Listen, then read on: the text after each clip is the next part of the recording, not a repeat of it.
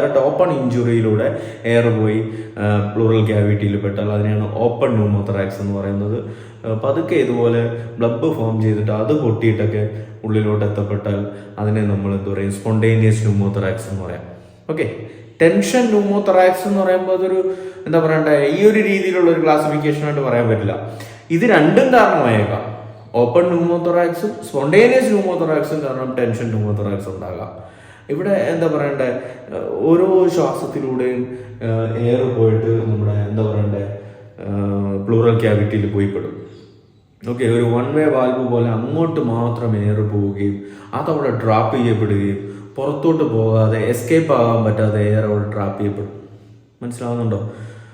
അപ്പോഴത്തേക്ക് ഈ പറഞ്ഞ പോലെ പിന്നെ ലങ്സിന് പ്രോപ്പറായിട്ട് എക്സ്പാൻഡ് ചെയ്യാൻ പറ്റത്തില്ല. ഉള്ളിലുള്ള പ്രഷർ നെഗറ്റീവ് പ്രഷർ മെയിൻറ്റെയിൻ ചെയ്യുന്നതിന് പകരം പോസിറ്റീവ് പ്രഷറായിട്ട് മാറും. ഇൻട്രാതൊറാസിക് പ്രഷർ മനസ്സിലാവുന്നുണ്ടോ? എന്ന് വെച്ചാൽ നമ്മൾ ഉള്ളിലെ പ്രഷർ അങ്ങനെ കൂടി കഴിയുമ്പോഴത്തേക്ക് ലങ്സിനെ എക്സ്പാൻഡ് ചെയ്യാൻ പറ്റില്ല. ഞാൻ പറഞ്ഞു ഇത് എക്സ്പാൻഡ് ചെയ്യാൻ സാധിക്കണം. അകത്ത് നെഗറ്റീവ് പ്രഷർ ഉണ്ടെങ്കിൽ പുറത്തുള്ള high pressure to low pressure നമ്മൾ ശ്വാസം എടുക്കുമ്പോൾ ഉള്ളിൽ എയർ എത്തുള്ളൂ. മനസ്സിലാവുന്നുണ്ടോ? അപ്പൊ ഇവിടെ എന്താ സംഭവിക്കുന്നത് ഇങ്ങനെ നിങ്ങൾക്ക് മനസ്സിലാക്കാം. വിട്ടുപോയേക്കാം, അതുകൊണ്ട് ഞാൻ പറയുന്നതാണ്.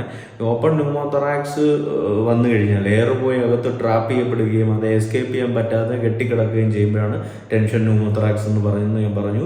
അങ്ങനെ സംഭവിച്ചു കഴിയുമ്പോഴത്തേക്ക് മീഡിയാസ്റ്റിനൽ ഷിഫ്റ്റ് ഒക്കെ ഉണ്ടാകാം. എന്ന് വെച്ചാൽ നമുക്കറിയാം രണ്ട് ലങ്സിൻ്റെ ഇടയിലാണ് മീഡിയാസ്റ്റിനം ഇരിക്കുന്നത്, അവിടെയാണ് ഹാർട്ട് ഇരിക്കുന്നത് അല്ലേ.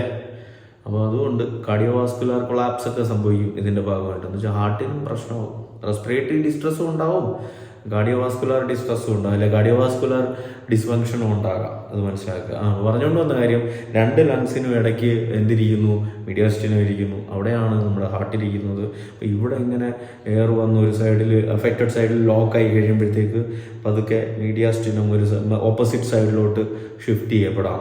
അത് അടുത്ത പ്രശ്നം ഉണ്ടാക്കും.